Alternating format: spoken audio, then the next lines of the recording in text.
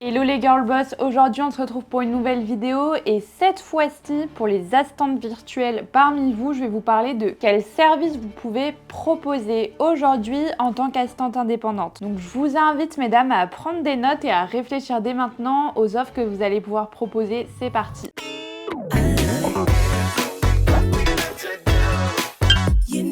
Déjà, je veux clarifier un premier point. Contrairement aux idées reçues, une assistante ne propose pas seulement de l'administratif. On pourrait penser que le métier d'assistante indépendante, c'est se contenter finalement de proposer de l'admin, alors que pas du tout. Au contraire, il y a même autant d'assistantes que d'offres possibles. Déjà, il y a différents types d'assistantes. Donc par exemple, on va retrouver l'assistante du type assistante de direction polyvalente. Et ce type d'assistante va proposer l'administratif, la gestion de l'agenda, l'organisation.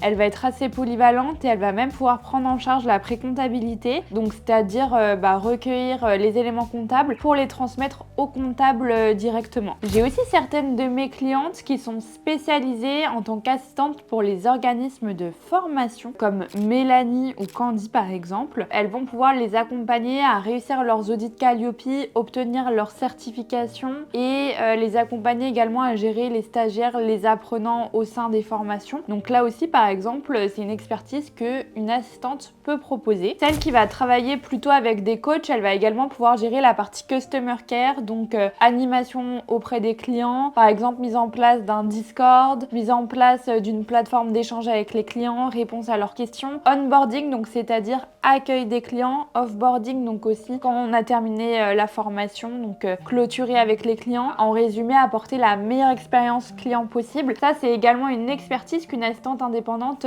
peut proposer. J'ai également des clientes qui vont être assistantes spécialisées pour les réseaux sociaux. Donc elles vont aider à la création de contenu, création de visuels, rédaction de légendes, réalisation de routines d'engagement, programmation des publications. Ça peut être également de l'analyse de KPI, donc c'est-à-dire de chiffres, de statistiques, des résultats mensuels en fait des communications mises en place. Donc une assistante aussi qui préfère la communication par exemple à l'administratif peut le proposer, ou même on peut évidemment proposer les deux offres. Il est également possible de se spécialiser vraiment en tant qu'assistante digitale, notamment de participer à la gestion des tunnels de vente, des automatisations, de ce type de fonction auprès par exemple de coachs, de formateurs, d'infopreneurs. Elle va pouvoir aussi faire de la rédaction web, de la création digitale. Donc pour celles qui sont très à l'aise et compétentes sur ces milieux-là, ça peut être également intéressant de le proposer à une cible d'entrepreneurs en ligne. Donc aujourd'hui, il y a vraiment plein de choses qui sont possibles. J'ai aussi des clientes par exemple qui sont assistantes pour les produits BTP et qui vont faire notamment de la réponse aux appels d'offres. Donc il y a vraiment beaucoup de choses qui sont possibles. À toi de voir en fait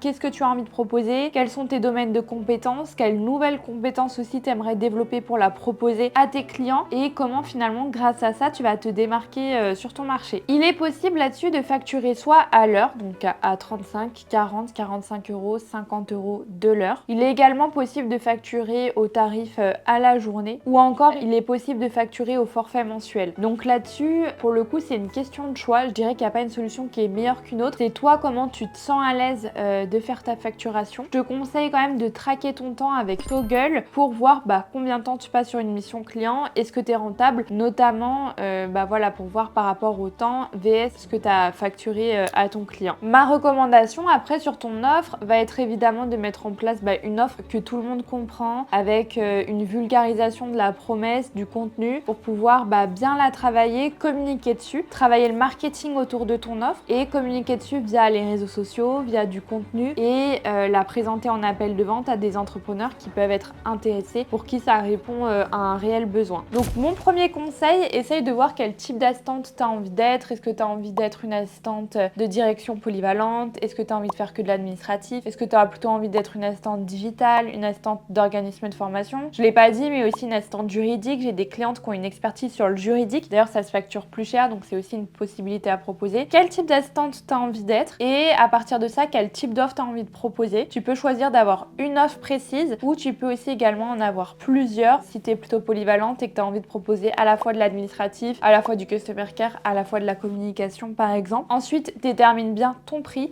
et travaille le marketing autour de tes offres pour qu'on le comprenne tout simplement le mieux possible. rôle en tant que futur client. Donc j'espère que cette vidéo t'aura aidé. N'hésite pas à me dire dans les commentaires quel type d'offre tu as envie de proposer. Si tu as des questions sur tes offres, je vais prendre le temps de répondre à chacun de tes commentaires. Tu peux me retrouver sur Instagram au nom de Clémentine Hédon et sur LinkedIn également au même nom où je partage des conseils toutes les semaines. Tu peux également t'abonner à ma newsletter avec ma collaboratrice Héloïse. On vous partage des conseils hebdomadaires. Et enfin, si tu veux aller plus loin avec ma collaboratrice Héloïse, on a créé le coaching Destination Assistante Virtuelle. L'ambition du coaching, c'est de pouvoir t'aider à développer ton activité d'assistante indépendante premium de A à Z en devenant une réelle assistante, en montant en compétences sur la partie métier, mais également en sachant comment te vendre, comment aller chercher des clients, comment vivre de ton activité. Et pour ça, ensemble, on va être proactif sur la partie commerciale et communication. Si tu veux en savoir plus, tu peux